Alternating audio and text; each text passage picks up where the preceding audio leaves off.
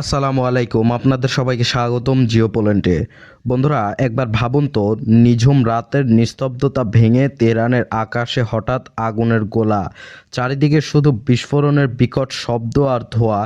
আমেরিকার president Donald Trump white house থেকে চিৎকার করে ঘোষণা দিচ্ছেন যে ইরানের সর্বোচ্চ নেতা আয়াতুল্লাহ আলী খামেনি আর বেঁচে নেই।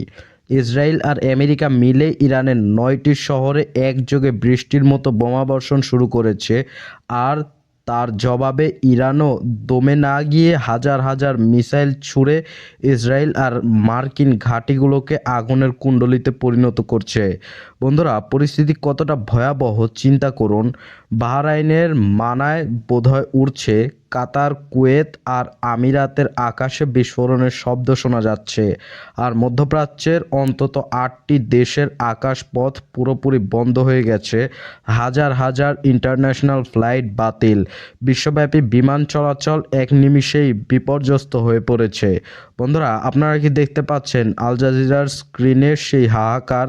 তারা দাবি করছে ইরানের এই পাল্টা প্রতিশোধে এখন পুরো মধ্যপ্রাচ্য দাউ দাউ করে জ্বলছে।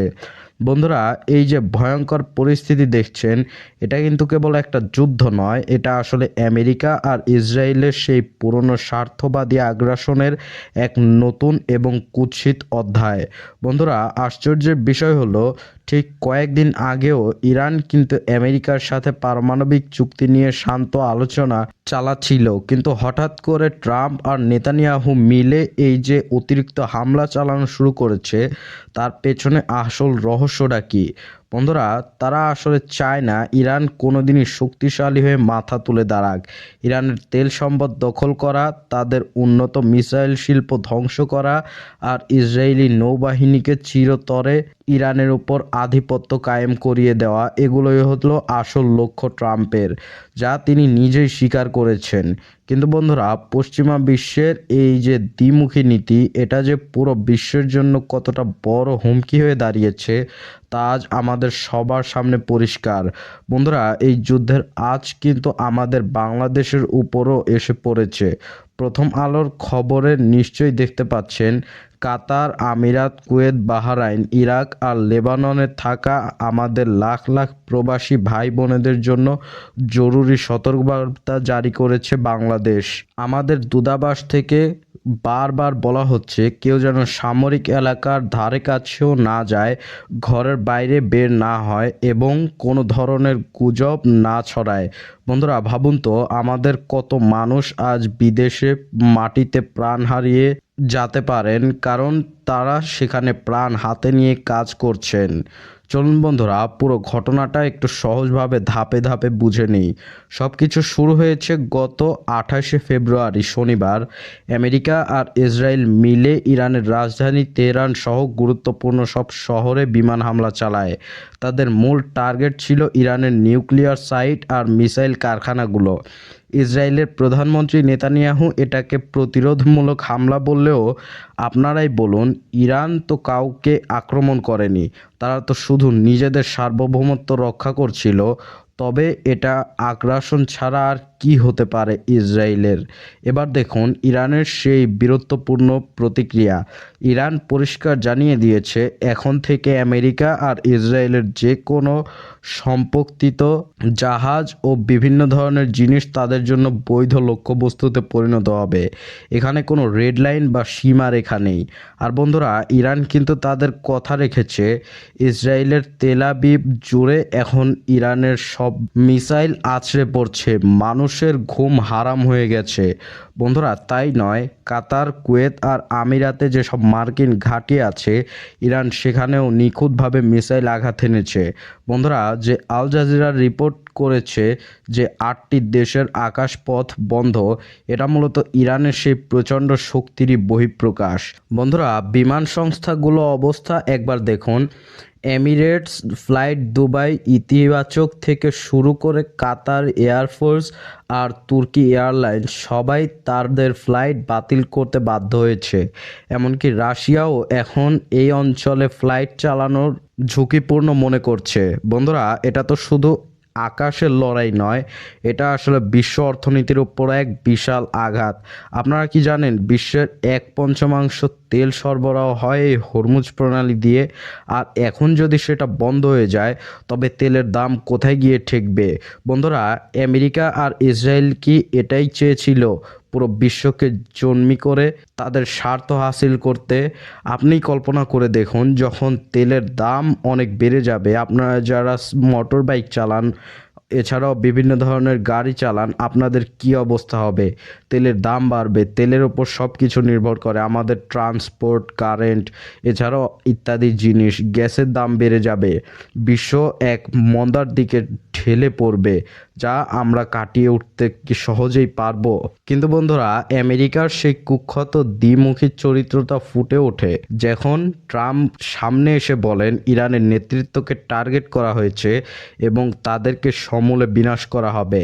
আয়াতুল্লাহ খামেনিকে শেষ করে দেওয়া হয়েছে এবং ইরানের নেতৃ পর্যায়ের লোকেদের সরিয়ে দেওয়া হবে। বন্ধুরা, এটা তো ন্যারেটিভ আর প্রোপাগান্ডা ছাড়া আর কিছুই নয়। আমেরিকা মিথ্যা ও প্রোপাগান্ডা দিয়েই তো তাদের বিশ্ব শাসন করে, তাদের স্বার্থ হাসিল করে। আমরা কি আমেরিকার কথা এত সহজেই বিশ্বাস করে নেব?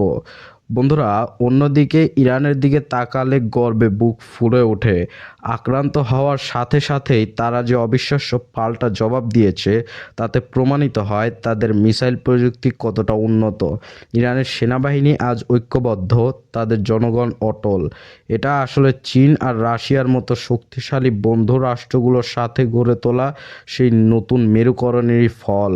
বন্ধুরা, রাশিয়া যেভাবে ইউক্রেনের পশ্চিমাদের রুখে দিয়েছে, ইরানও আজ ঠিক সেভাবেই বুক চিতিয়ে লড়ছে। চীন তো সব সময় এটা বহু মেরুভিত্তিক বা মাল্টিপোলার বিশ্বের কথা বলে, আর এই যুদ্ধে ইরানের জয় সেই স্বপ্নকে আরও শক্তিশালী করবে। ইরান কি কয়েক দশকের স্যাংশন বা অবরোধের মধ্যেও দমে যায়নি? আজও তারা বিশ্বকে আঙ্গুল দিয়ে দেখিয়ে দিচ্ছে যে তারা মাথা নত করার জাতি নয়। বন্ধুরা, এবার আসি সেই খামেনি প্রসঙ্গের দিকে। ট্রাম্প আর ইসরায়েলের মিডিয়া যেভাবে মিথ্যা রটাচ্ছে যে তিনি নাকি মারা গেছেন, আয়াতুল্লাহ খামেনি, কিন্তু বন্ধুরা, এটা আসলে তাদের এক ধরনের নোংরা মানসিকতার যুদ্ধ বা সাইকোলজিক্যাল ওয়ারফেয়ার।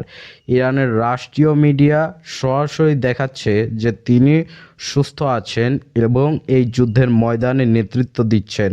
তারা চায় ইরানের মানুষের মনোবল ভেঙে দিতে, কিন্তু তারা ভুলে গেছে যে ইরানের মানুষ তাদের এই লড়াইকে স্বাধীনতার লড়াই মনে করে আমেরিকার হাত থেকে। বন্ধুরা, খামেনি যদি নাও থাকেন, তবুও ইরানের এই বিপ্লব বা প্রতিরোধ কিন্তু থেমে যাবে না, কারণ এটা কোনো একক ব্যক্তির নয়, এটা পুরো জাতির শক্তির প্রমাণ। বন্ধুরা, আজকের সর্বশেষ আপডেট হচ্ছে 1 মার্চ বা 2026 মার্চ পর্যন্ত এই যুদ্ধ থামার কোনো লক্ষণ নেই। ট্রাম্প বলছেন তারা সারা সপ্তাহ ধরে বোমা বর্ষণ করবেন, আর ইরানও দ্বিতীয় দফার আরও শক্তিশালী মিসাইল ছুড়ছে।